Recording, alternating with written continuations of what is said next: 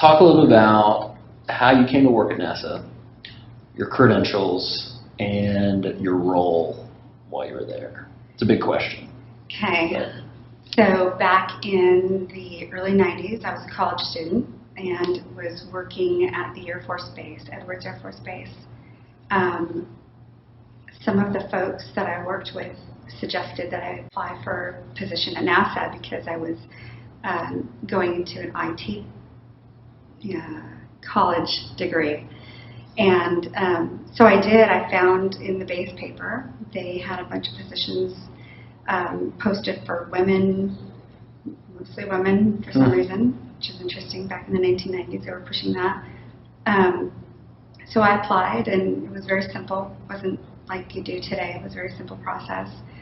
And so in 1996, I was hired on with a contractor for NASA.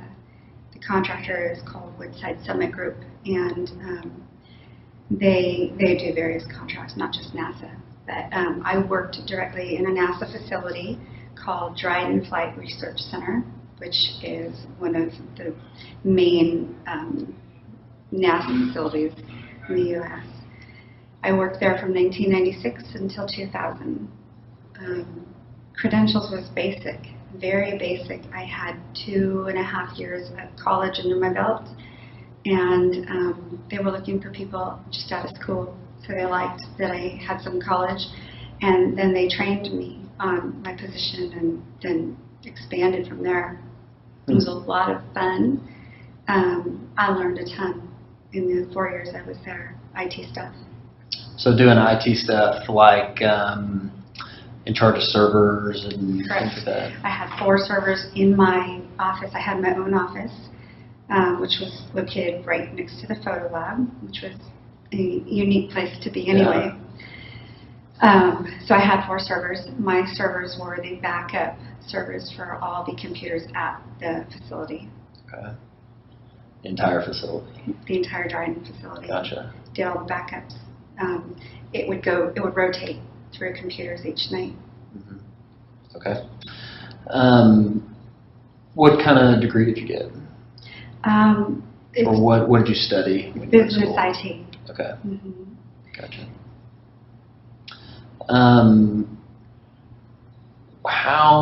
How did you come into flat Earth? Because you weren't a flat earther when you worked at NASA. Correct. Right? So tell me about that journey. So it's actually, if you don't mind if I go back a little bit Please. further, when I worked at NASA, probably 1997, 98, the guys in the photo lab, 2 of them were coming out of their office at the same time I was leaving my office. And I heard them laughing and saying they couldn't believe that people believed in the fake moon landings. Now, obviously, I wasn't aware of any of this then. I had no idea. So I honestly just thought they were crazy.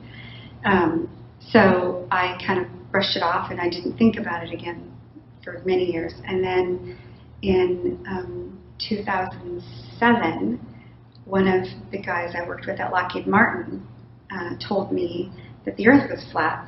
And I discarded the information because he didn't really give me a lot of detail. He was an engineer, very smart guy on the F-117.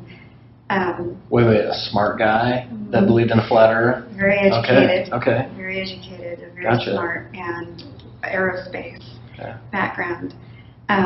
Told me that the Earth was flat, and again, I discarded it because it was just nonsense at the time. So fast forward a couple of years, and in 2009, I woke up to pretty much everything. It's a hard awakening when it's all in one, but Sure. Fake moon landings, 9/11 inside job, chemtrails, HARP, and you just fill in the blanks from there. I started to research like crazy. So from 2009 until May of 2016, I was just researching, studying. I worked for the government until 2012. So NASA, then Air Force, then Lockheed, not necessarily in that order. But in May of 2016, I was doing my research, and I ran across a video that said 75 biblical proofs of flat Earth. And I was intrigued, having had it sort of in my face a couple of times and knowing the moon landings were faked. So I watched it, and my life hasn't been the same since that moment. Yeah. So, so your background, I mean, you're a Christian, right? Correct. Or you believe in the Bible? I do believe in the Bible. Okay. Because I lately I've found that Christian just means you take the scientific worldview and project it back on the Bible. But if you actually believe in the Bible, that's a different story, Correct. right? If you believe in a literal biblical account. The geocentric. Right, you had Yeah. a geocentric account. Yeah. So in that process, was there one verse that like really jumped out at you, or just kind of like hit you for the first time again, when you reread it from a flat Earth perspective? So what I did was the book of Genesis, chapter 1. I went through the entire chapter for about 3 hours and went verse by verse because that's the account of creation. And so when you look at it with an open mind and believing in a literal Bible, which I do, then you stop and you take account of each verse. And when you do that and you go through the entire chapter, then suddenly you can see creation in a different light. It's never taught to us that way. So to read it with a different mindset, an open mind, then the entire chapter basically tells you how God put Earth together. Mm-hmm. It's like a terrarium. Sure.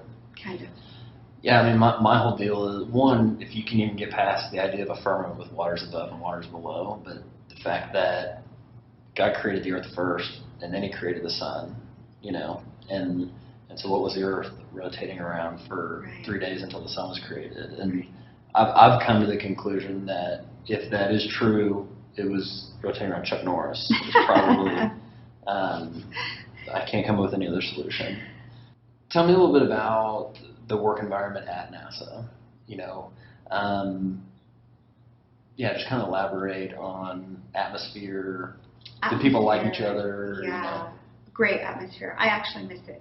I have dreams about working there still. So as bizarre as that sounds, I miss the entire, everything, the people, the facility, the things that we did. It was a very important role. I was part of Y2K. Y2K was this big, false flag, basically. Right.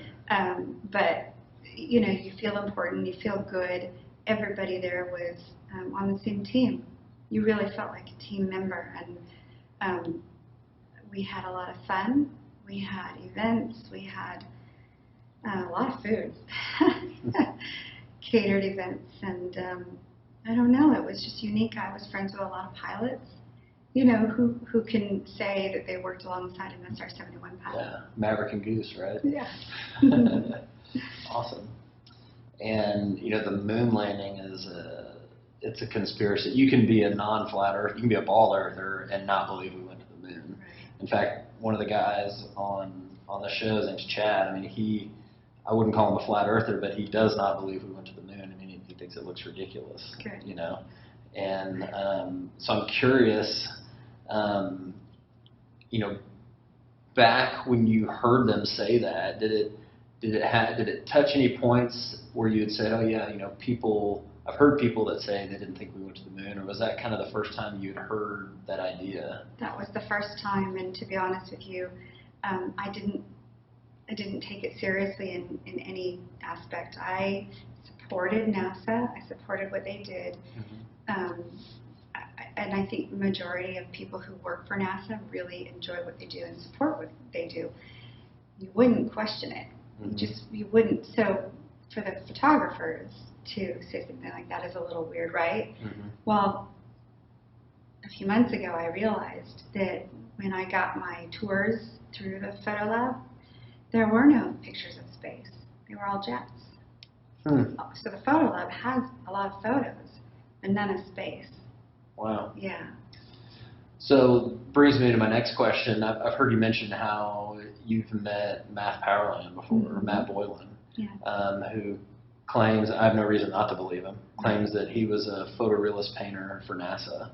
Yeah. And did you know of any other quote unquote painters that were there while you were there? I did not. In fact, I knew we had painters because when you walked into the main building where I worked, I think it was building 1600, in that foyer we had a beautiful painting of the globe that we knew we were painting because they made a big deal out of it and presented it and gave it to us in our building. And so I knew there were painters, but I just thought it was painting. I didn't. Yeah. I never put two and two together. Yeah, I mean, he's become famous for saying photo or painting, right? Right.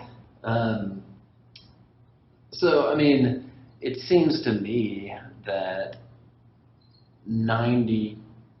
probably 95% of people work at NASA and don't even know there's a debate about the shape of the Earth. Right. That's right. If I had to guess based on what I know now and what I knew then, you wouldn't question it. It's not something you'd even think about. Right. Right.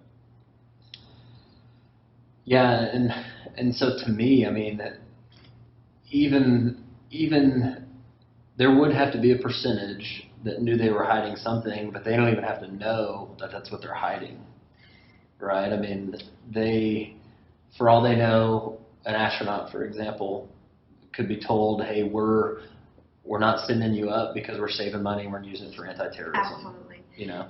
Everything is parceled. Everything compartmentalized. Is compartmentalized.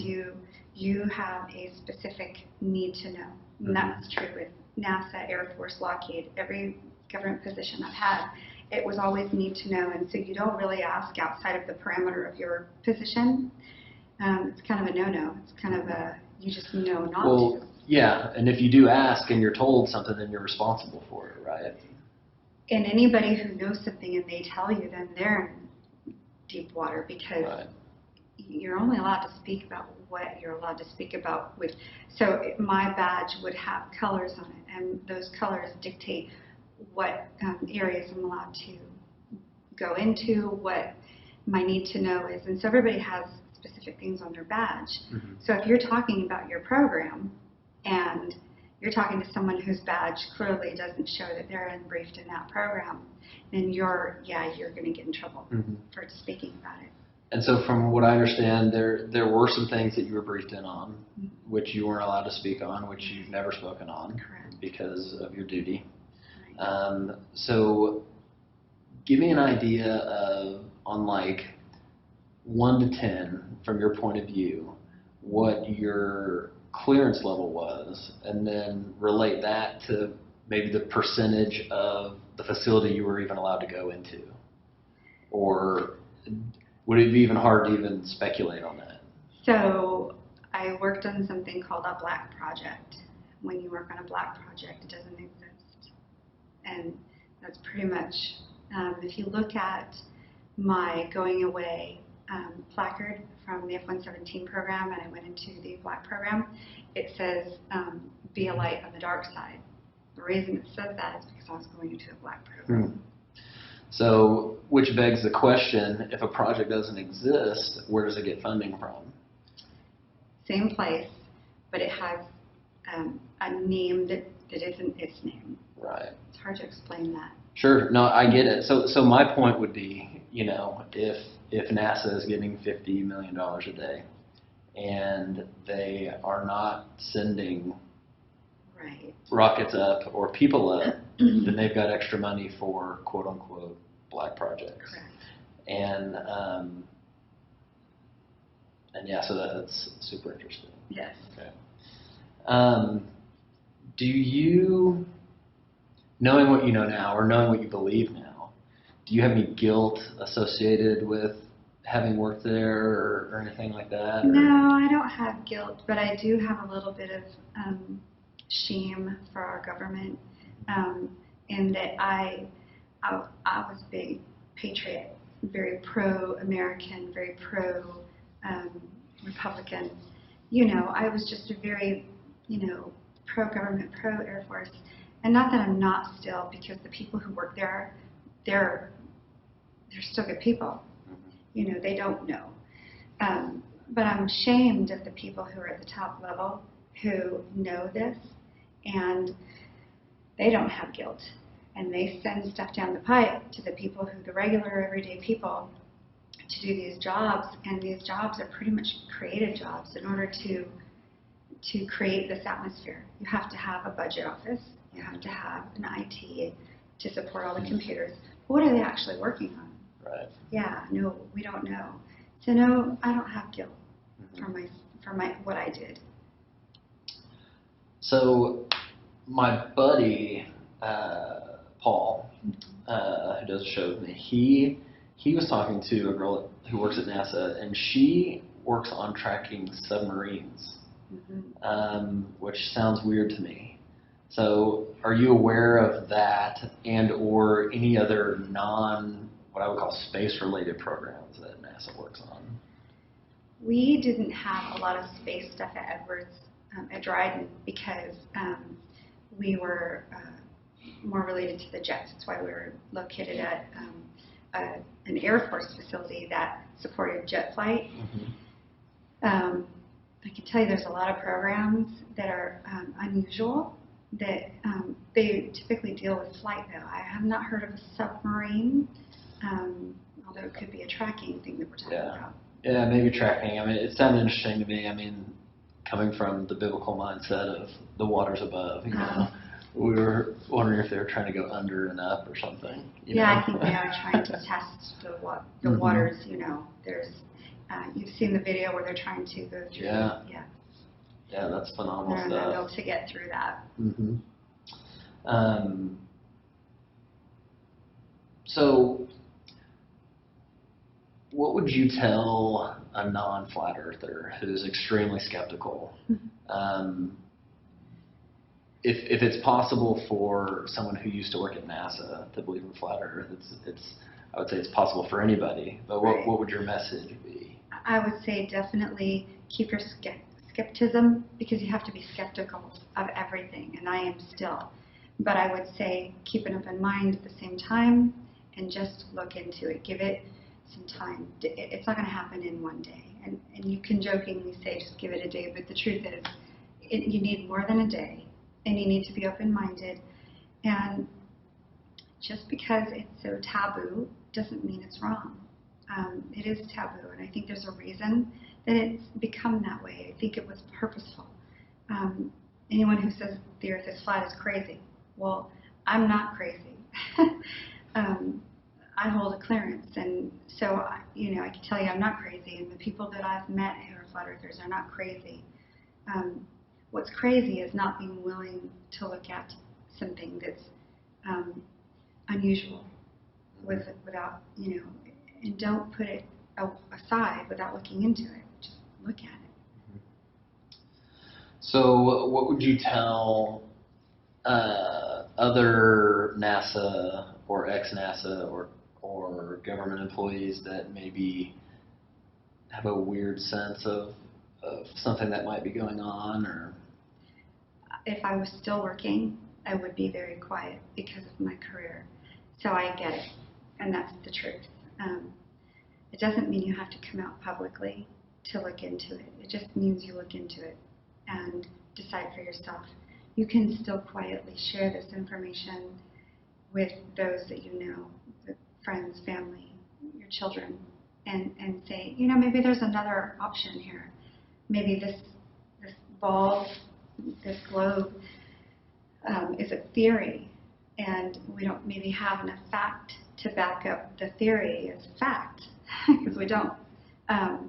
So I would say look into it quietly if it's more comfortable to do that, and then just share with those who are close and see what they say. Any passions besides flat Earth or biblical cosmology? Truth. I'm a truther. I basically code myself as a truther because I don't have it in me to lie that way. I don't like lies. I like truth. Why does truther have a negative connotation? I don't understand that. it's odd because we tell our kids not to lie. Yeah. Don't lie, and then as adults, somehow it's okay. I'm not sure why that is, but I can't help myself. I have an addiction to information. It's kind of a weird thing, but I have an addiction to information and I can't get enough. So I'm always researching. I'm always trying to fill my mind up with more truth and not junk. I'm very careful about what I allow into my mind. Gotcha. Hoping the beep beep of the truck there isn't. Those are all my questions. I'm going to say something. Is there something else you want to touch on? Or think would be beneficial to touch on?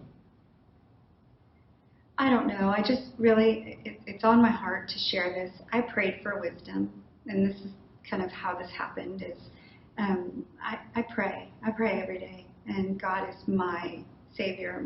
God is my God, but Jesus is my Savior. And when I pray, I mean it, and God knows my heart. And I prayed for wisdom, and 3 days later, I found that video. And I don't think that's a coincidence. I believe that was His plan.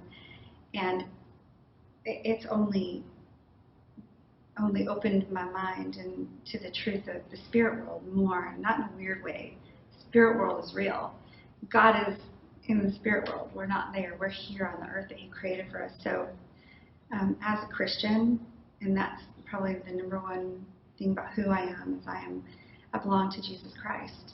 And not all flat earthers are Christians. I get that. They don't have to be. But I can tell you that I'm more blessed in my walk, in my faith, than I ever was prior to understanding the geocentric model. Yeah.